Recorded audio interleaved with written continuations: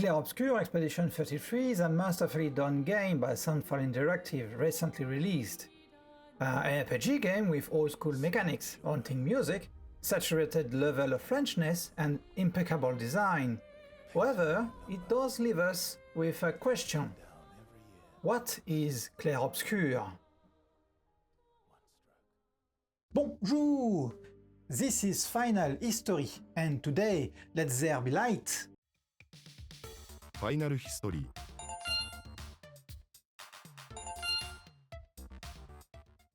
Clair Obscur is the French equivalent of the Italian term of chiaroscuro that you might have heard before if you're into art. On the other hand, you might simply have heard the term of light-dark, that designates and means the same thing in the tongue of our mortal enemies, the British. Fuck you, I'm paying, and I'll see you tomorrow. You fucking idiot! An art technique that uses strong contrasting light and shadows to enhance a painting an actor has seen by giving it more depth and volume. It is a technique that took Europe by storm during the Renaissance, and one that never left it ever since. Etymologically speaking, all three terms are literal translation of each other, so can be used interchangeably. And although it rose to celebrity during the 15th century, the origin of Clair Obscur takes its root further back in time, as it is the ancient Greeks who first understood the importance of playing with light and darkness. And we're not quite sure when it was invented exactly, anywhere between 500 and 400 BC, during the classical era of ancient Greece in Athens. But on the other hand, we are reasonably sure by whom. Apollodorus Skygraphos. Named Skygraphos after the very technique invented, used and mastered, the skygraphia, or literally shadow painting.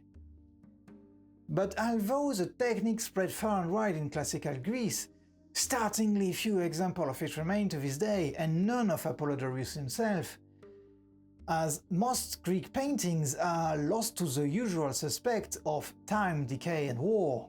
Most of what we know today about his and other Greek paintings come in the form of writings from Greek and Roman contemporaries, such as Plato and Aristotle, who very much disliked the skygraphia as an imprecise and deceptive illusion. Art was seen as deceptive by nature for the Platonists, who believed only in akribia, or exactness, of the real, tangible and observable world. Everything else was only smoke and mirror in their opinion. In stark opposition, the Roman Pliny the Elder favored it. Skygraphia would survive both the fall of the Greek and later Roman Empire, surviving in a more rudimentary form during the Byzantine period, and was a technique often used in illuminated manuscripts by the end of the medieval era. With the Renaissance and the resurgence of interest in classical antiquity in Europe, artists of the time rediscovered skygraphia as well as its Byzantine derivative, and they rapidly adapted and developed them even further than before, creating paintings as well as wood carving with a far more realistic outlook. Particular attention was given to creating convincing three-dimensional space for their subjects to inhabit. Like with the tribute Monet by MacLeod. That's strange. Something's wrong, Billy? Well, it's not what I expected. Oh.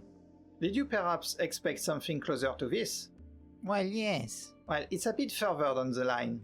The tribute Monet by MacLeod is simply a very early use of Clair Obscur as we understand it today, and a successful one at that.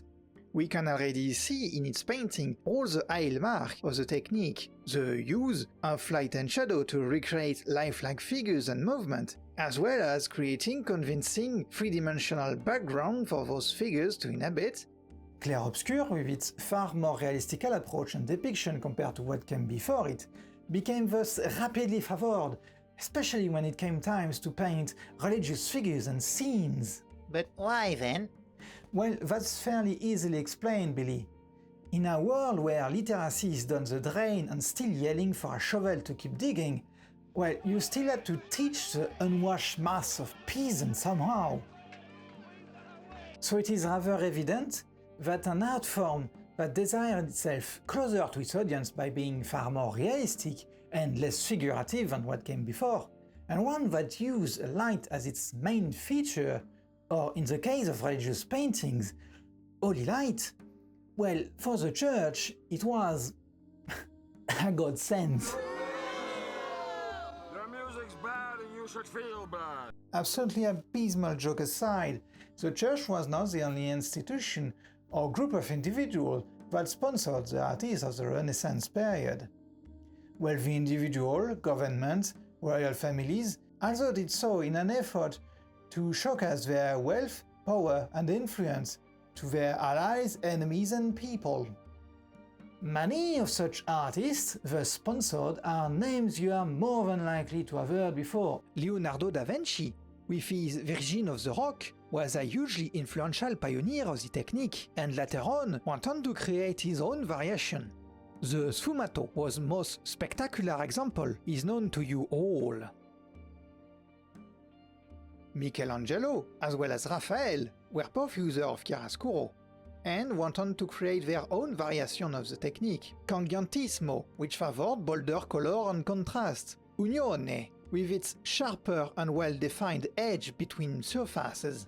But it is for its painting during the Baroque period that chiaroscuro is the most well known for, with artists such as Caravage and Rembrandt turning the contrast knob far past 11 and into a near theatrical representation, where light itself is the main character. And the end of the Baroque period didn't see the disappearance of Clair Obscur, however. It is perhaps arguable that of all the artists I mentioned before, and of all the artists that use Clair Obscur, Rembrandt is the most significant for us in our day-to-day lives, especially if you're looking at internet videos on a regular basis. Wait, not Da Vinci or Michelangelo? Oui, Billy, and that for a very simple reason that. Well, as painting slowly ceded terrain to photography during the 19th century, and with cinema right behind the next corner, well, Rembrandt revealed himself as a pioneer of both while still being centuries dead. What I mean by that is that his light principles remain to this very day among the most well-known principles of photography and video production. Most of the YouTubers you are watching who do podcast interview or fast camera like I do currently, and who know a little bit about lighting and light setup, are using the very same principle as Rembrandt to light themselves. You might have heard before of the term of Rembrandt triangle. Well, it's in the name, really. So you admit not knowing anything about light then? Well, no, Billy. I do, however, admit having a very amateurish light setup because good light is actually very freaking expensive. So if you'd like to support me morally, you might want to like, subscribe and comment under this video. And as I said earlier, Clair Obscur did not die out with the end of the Baroque period, nor did it do so at the appearance of photography or cinema. In fact, cinema breathed a new life into Clair Obscur, as German expressionists adapted the technique to the big screen throughout the 20s, with movies such as The Cabinet of Dr. Caligari, Nosferatu, or Metropolis. Movies who became building blocks of a rather nascent art, who inspired countless generations of directors that came after them. Film noir of the 40s and 50s also took on Clair Obscur, with directors like Orson Welles in Citizen Kane, creating entire visual vocabularies around dramatic shadows and stark contrast, the technique itself becoming a shorthand for psychological tension or moral ambiguity. Entire genre of modern cinema would not exist without Clair Obscur, or at least not in the form that we understand them today, horror being the evident example, as light and shadows play a critical role in many such films. Thrillers, polar, spy movies would have a fairly different look without Clair Obscur to heighten their attention. And as time went on, as time usually do, and the decade passed, another younger art form started to emerge.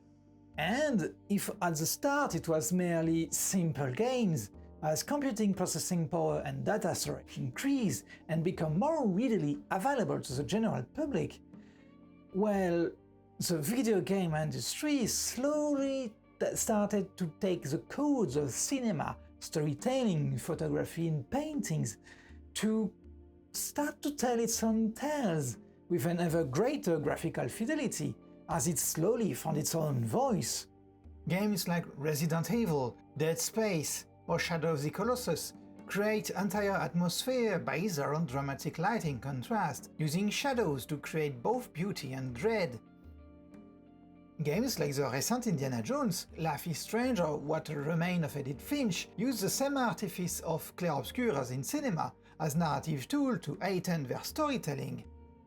And that is how we loop back around to Expedition 33, the Clair Obscur in this game being a culmination of all the experience accumulated by the video game industry, cinema, as well as painting, leading up to impeccable design summarizing perfectly the evolution of Clair Obscur through the ages. Think about that the next time you boot up your game of Clair Obscur. Go watch a movie like Alien in theater or see a Rembrandt painting on the internet. You're not just watching a couple of years of work from a few people, you're watching, each time and every time, the culmination of the evolution of a technique that has existed for 2000 years, and without a Greek painter in Athens 400 years before Christ and some years, well, maybe a game like Clair Obscur would not exist today.